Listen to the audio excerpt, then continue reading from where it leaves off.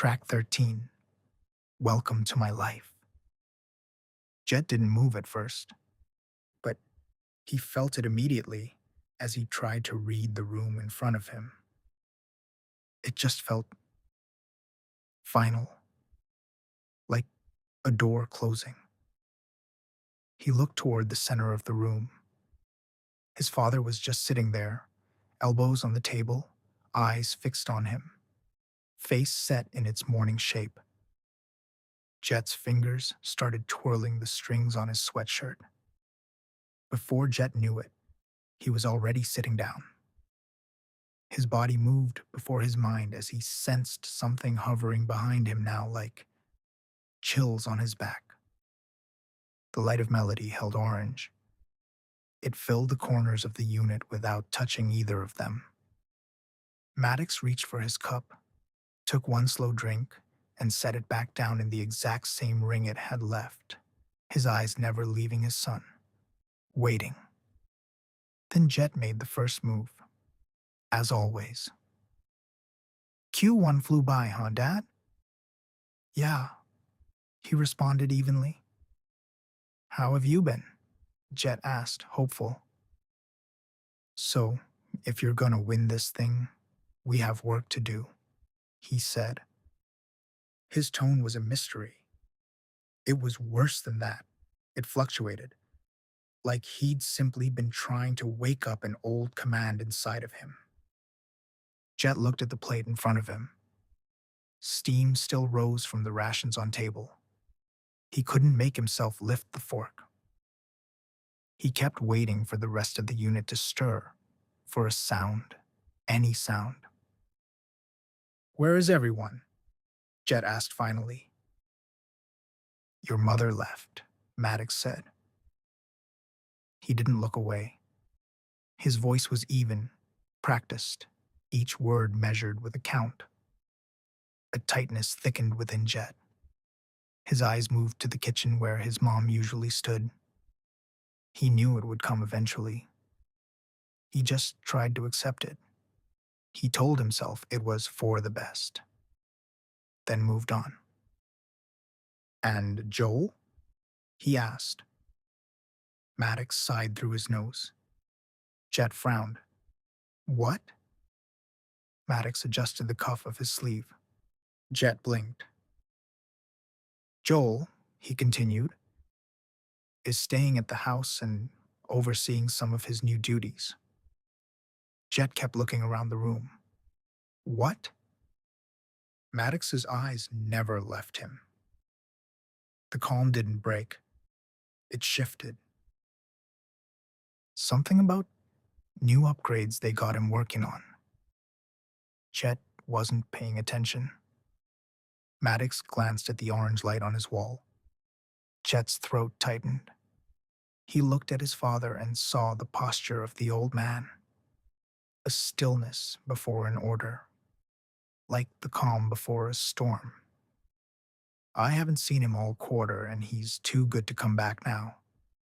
Okay, whatever, Jet said, trying to laugh it off. Maddox didn't bother responding. Can you just hurry up? We're gonna be late, he said, lowering his voice. Jet hesitated. Late for what? Practice, Maddox asked. Practice, Jet said softly. Practice for what? My metrics are fine. Maddox nodded once. Are they? Jet blinked. My numbers are solid. I'm exceeding all my...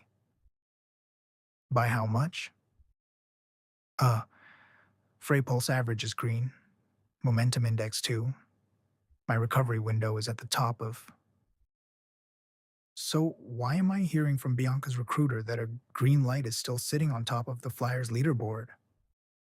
His father had a phenomenal habit of asking questions he already knew the answers to. Jet hesitated, then replied nervously. They're different, and yeah, he's been good for a long time. So this green light is better than you then? He also had a phenomenal way of spinning rivalries out of nothing. No, I can win. Can you? Maddox leaned back slightly. His tone wasn't sharp. Second was fine for Q1, but this is your race now. You understand that? Jet tried to smile, but it didn't reach his eyes. I thought you'd be happy I placed it all. Happiness doesn't get you preserved, he said. Jet swallowed. Right.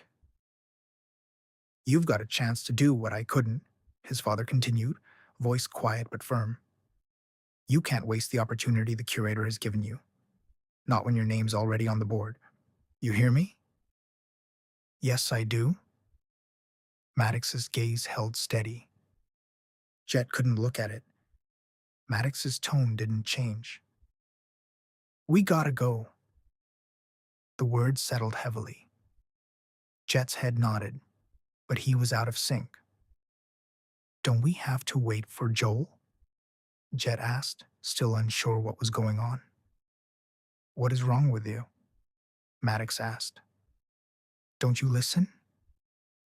Jet tried to remember what he said, and his nerves began to shake. He tried to fight it off the feeling in his chest. Maddox dead stared him. I told you. He decided to stay. He's not coming back. He made a choice. Jet felt his chest get tighter as the realization became clear. Joel really wasn't coming back. The air in the unit felt heavier than it should. Jet couldn't swallow the bite of biohost he hadn't taken yet. He stood. The chair legs scraped. His father didn't stop him, just kept his eyes on the rations in front of him as his son left the room. Jet moved down the hall. The lights dimmed and swelled as he passed, orange flickering on the walls. His mother's room, empty. He stopped outside the last empty doorframe, his own. He pushed it open. The bunk was clean. His brother's bed, empty. The top one, waiting. He threw his sweatshirt up, the fabric hitting the mattress, and half of it hung on the edge. Then he sat on the edge of Joel's bed. The unit was still. His body wasn't. The old feeling in his chest was back, like the quiet was calling him to run once again. The orange light in the kitchen flickered like it was gasping for breath.